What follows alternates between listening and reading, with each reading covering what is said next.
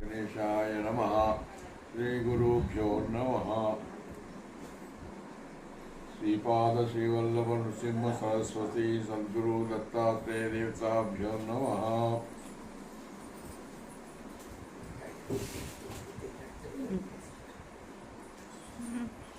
विधि विलासम नरविलापम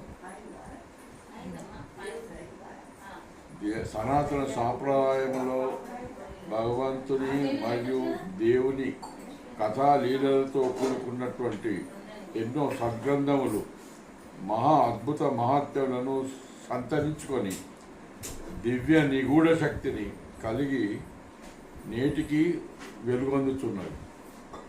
ఆధ్యాత్మిక పరుడు ఒక్కొక్కరు ఒక్కొక్క గ్రంథానికి అంకితమై దానికే దత్తమై పరిశోధనాత్మక శక్తితో పండిపోయి దానికే ఇతర పామరులకు యొక్క వ్యధలు బాధలు సంతానం లేమి కొరకు మొదలగు ఎన్నో సమస్యలను వాటికి పరిష్కారం చూపుతూ వారి జీవితాల్లో వెలుగు నింపినారు, నేటికి నింపుతున్నారు. రామాయణం, భారతం, భాగవతం, భగవద్గీత, దాసబోధ, గురుచరిత్ర, జ్ఞానేశ్వర తుకారాం, గజానన, నవనాథుల వారి చరిత్ర నిరంతర పఠనంతో నిష్ణాతులైన అంతర్గత శక్తిని పొంది భక్తుల బాధలు సమస్యలు నేటికి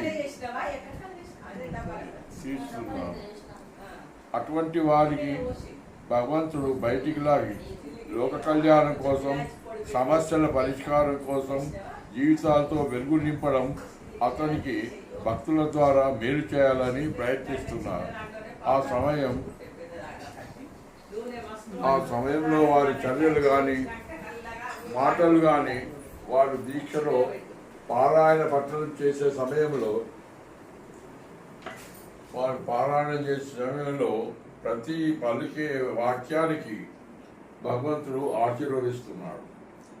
వాటిని సత్యం చేయాలని చివరి వరకు భగవంతుడికి మార్గం చూపేందుకు పాటుపడే అటువంటి బాధపడే వ్యక్తుల వెంబడించి వారి పనులను అనుకూలం చేస్తూ సఫలీకృతం చేస్తున్నాడు.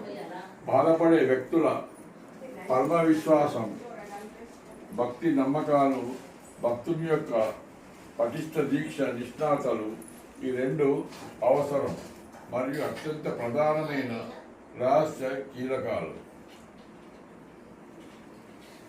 మా పెద్ద కూతురు అల్లుడు శ్రీదేవి మధుసూదన్ గారు కామారెడ్డిలో ప్రభుత్వ ఉద్యోగం చేస్తున్నప్పుడు వారి కార్యాలయంలో అతి పేద ముస్లిం అతను ప్యూన్ ఉద్యోగి. వారి పెద్ద కుటుంబం, అతని పెద్ద కొడుకు ఇంటర్ వరకు చదివినాడు. ఒకరోజు వానికి అత్యంత విపరీతమైన జ్వరం వచ్చి బాధపడుతున్న సమయం లోపల అతని తండ్రి దగ్గర ఉండేటువంటి అతి చేరువలో ఉన్న డాక్టర్ ఆర్ఎంపీ డాక్టర్కి చూపిస్తున్నాడు. ఆ ఆర్ఎంపీ డాక్టరు మాత్రలు, ఇంజక్షన్లు ఇస్తూ ఈ విధంగా కొన్ని రోజులు వాడినటువంటి వాడిని. అయితే కొన్ని రోజులకు వారు ఇచ్చిన ఇంజక్షన్ కానీ మాత్రలు కానీ రియాక్షన్ జరిగినటువంటిది వానికి దృష్టి పోయేటువంటిది. కన్నులు రెప్పలు కూడా లోనికి పోయి పూర్తిగా రెండు కన్నులు గుంటలుగా మారి గుడ్డివాడైనాడు. వాడిని పట్టుకొని పెద్ద పెద్ద ఆసుపత్రుల్లో తండ్రి తిరిగేటువంటి వాడే హైదరాబాద్లో, మద్రాసులో, బెంగళూరులో మొదలగు రాష్ట్రాల్లో మాసాల తరబడి తిరుగుతూ వేలకు వేలు ధనము ఖర్చు చేసి అప్పుల పాలై పంట భూములను నమ్మి ఎన్ని చేసినప్పటికీ కూడా వానికి దృష్టి రాలేదు. చివరికి నిరాశతో విసిగి వేసారి చతికిలు పడ్డాడు. వాడిని వదిలేశాడు. అయితే నేను కామారెడ్డిలో మా శ్రీదేవింట్లో గురుచరిత్ర సప్తాహం జరుగుతున్న సమయం లోపల దత్తుని విషయం, గురు చరిత్ర యొక్క సప్తాహ ప్రభావం గురించి మా అల్లుడు అతనికి అంతా వివరించి ఇంటికి తీసుకొని వచ్చి అతని పరిస్థితి అంతా నాకు చెప్పాడు. అతను కూడా నాతో ఎవరేం చెప్తే ఆ రకంగా హాస్పిటల్ తిరిగాను, ఎప్పల పాలైనాను అని చెప్పేసి అల్లుడు గారు చెప్పడంతో నేను వచ్చానని చెప్పాడు. మరి కొడుకు పేరు అడిగితే కొడుకు పేరు చెప్పాడు. ఆ పేరు మీద ఆ సంవత్సరం గురుబలం 11 ఉందని కాబట్టి ఏది చేసినప్పటికీ ఈ కాలం లోపల కార్యం సఫలమవుతుందని కానీ తెలిసినటువంటి వాడిని నేను ఏదో అయిపోయింది, కానీ ఇప్పటికీ ఈ కాలం వాడికి అనుకూలంగా ఉన్నది. నువ్వు ప్రయత్నం చేస్తే సమయం వృధా పోకుండా తప్పక దానికి ఫలం దొరికేటువంటిది అవుతుందని చెప్పేసి అప్పులో అప్పు, ఇంకా కొంచెం అప్పైనా సరే, ఎందుకంటే వాడు 17 సంవత్సరాలు ఇంటర్ దాకా చదివిన తర్వాత దృష్టిపోయినప్పుడు వాడి జీవితం అంధకారం అయిపోయింది.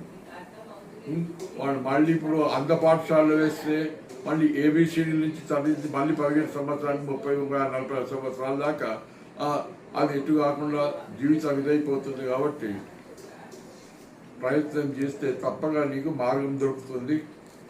కానీ రోజు మాత్రం వచ్చి తీర్థం, విభూతి, ప్రసాదం తీసుకోండి అని చెప్తే వాళ్ళు రోజు పిల్లవాడిని తీసుకొచ్చి తీర్థ ప్రసాదాలు తీసుకొని వచ్చాను. తర్వాత సప్తాహమైన తర్వాత నేను మళ్ళీ హైదరాబాద్కు వచ్చాను. ఇట్లా ఒక సంవత్సరం జరిగింది. మళ్ళీ ఒకసారి కామారెడ్డికి పోయినప్పుడు ఆ సంగతి జ్ఞాపకం వచ్చి కూర్చుని అడిగితే పిల్లవానికి ఒక కన్ను వచ్చింది అని చెప్పేసి తెలిపేటండి. ఆ మాట వినేసరికి ఎంతో ఆనందం. అబ్బాయి వాడు ఎట్లా ఏం చేసినాడు, ఎట్లా వచ్చిందని చెప్పేసి తెలుసుకోవాలని, మరి ఇప్పుడు రేపు రమ్మను తండ్రి కొడుకులను నేను చూస్తానని చెప్తే వాళ్ళిద్దరిని కూడా పిలిపించి వచ్చి చూసేసరికి పాపం అతడు అమాంతంగా ఎంతో ఆనందంతో ఉక్కిరి బిక్కిరై, స్వామి ఆ రోజు మీరు చెప్పిన ప్రకారంగా నిరాశ పడకుండా మార్గం దొరికింది, భగవద్ అనుగ్రహమే. ఎలా జరిగింది అంటే అప్పుడు అతడు నేను మా యొక్క గురువు ఏదైతే ఉన్నాడో మసీదుకి వచ్చినప్పుడు మా పిల్లవాడి గురించి చూపించి చెప్తే, మరి ఈ విధంగా హర్యానా లోపల కళ్ళ డాక్టర్ అతడు ఏమైనా మానవ సేవగా ఇటువంటి వారి కొరకే, పేదవారి కొరకే ఆ యొక్క ఉద్యోగం చేస్తున్నటువంటి వాడు. కాబట్టి ఎవరు వచ్చినా తన దగ్గర ఉంచుకొని ఎన్ని రోజులైనప్పటికీ కూడా తానే భోజనం పెడుతూ తానే ఖర్చంతా భరిస్తూ వాళ్ళను పూర్తిగా దృష్టి వచ్చి తర్వాతే వాళ్ళకి ఇంటికి పంపేవాడు. దానికి ఖర్చు కూడా ఏం తీసుకురావాలి, ఉచితంగానే దానికి చేసేటువంటి వాడయ్యాడు. ఈ విధంగా అదే వృత్తి అంటే మానవ సేవగా అతను ఆ యొక్క వృత్తాంతము ఆ యొక్క ముస్లిం గురువు చెప్పిన విధం చూసి దానిని బట్టి నేను వెళ్ళిపోయినాను. ఆ డాక్టర్ చూపిస్తే తన దగ్గర ఉంచుకొని 15 రోజులు ఒక్క పైసా ఖర్చు లేకుండా మా వాడికి ఒక కన్ను వచ్చింది, ఇప్పుడు తన పని తాను చేసుకుంటున్నాడు అని చెప్పేసి. అయితే మరి మీ పిల్లవాడిని తీసుకొని రా, నేను చూసుకోవాలంటే వాడిని తీసుకొని వస్తే అప్పుడు వాడిని అడిగాను, ఇప్పుడు బాగుందా అప్పుడు బాగుందా అన్నాడు. ఇప్పుడేం బాగుంది, అప్పుడు ఏం బాగుండేది. ఒక్క కన్ను వచ్చినా సరే, ఎందుకంటే ఒక కన్ను ఉన్నవాళ్ళు కూడా ఎంతోమంది జీవితం నడుపుతున్నారు కాబట్టి ఆ ఒక్క అసలే లేని దానికి ఒక్క కన్ను వచ్చినా సరే. అయితే రెండవ కన్ను ఒక సంవత్సరం తర్వాత ప్రయత్నం చేద్దామని చెప్పి అతన్ని ఒక కన్ను దీంతో సరిగ్గా జాగ్రత్తగా ఒక సంవత్సరం కాపాడుకోండి అని చెప్పేసి ఈ విధంగా అతను పంపించేటువంటి వాడాడు. ఆ యొక్క భగవంతుడు ఈ విధంగా ఆ పేదవాడైన సహాయం అంటే ఆ సప్తాహంలో మనం చెప్పినటువంటి వాక్యము, ఆ వాక్యము సత్యం చేయడానికి దత్తుడు ఏ విధంగా పాటుపడినాడో ఆ వాని కొరకు కానీ చెప్పినటువంటి వాడి మాట నిలబెట్టుకోవడం కానీ అతని లీలలు ఎవరికి తెలియదు కాదు. కాబట్టి నమ్మకం, విశ్వాసం పెట్టుకున్నందుకు అతనికి ఫలం దొరికేటువంటి ఎన్ని లక్షలు పెద్ద పెద్ద ఆసుపత్రులు తిరిగినప్పటికీ కూడా చుట్టినటువంటి కార్యము ఉచితంగా కొడుకుకు సదుపాయం దొరికి దృష్టి సంపాదించినటువంటి వాడు. అందుకొరకే ఈ రీతిగా గురుచరిత్ర సప్తాల ప్రభావంతో పండిపోయిన వారిచే ఆ శక్తి సాధ్యం సాగుతుంది, ప్రజలకు ఉపయోగపడుతుంది. జీవితం నందనవనమైనటువంటి వాడిది. ఒక్కొక్కరికి ఒక్కొక్క రకమైన జటిలమైన సమస్యలు ఉండేటువంటివి అవుతున్నాయి. అటువంటి జటిల సమస్యలు ఎన్ని ఉన్నప్పటికీ కూడా ఘంటాపథంగా తత్పరంగా సాధ్యం కానిటువంటిది కూడా సాధ్యమయ్యేటువంటిది అవుతుంది. డాక్టర్లు కాగితం మీద వ్రాసి ఇచ్చినప్పటికీ నయం కాదు అన్నటువంటిది కాదు, సంతానం కాదు అన్నటువంటిది కాదు, ఏదైనప్పటికీ కూడా అవన్నీ కూడా వమ్ము చేసి అబద్ధం అని చెప్పి నిరూపించేటువంటి వాడైనాడు దత్తుడు. కాబట్టి అటువంటి వాళ్ళకు సంతాన యోగ్యతనే లేదు.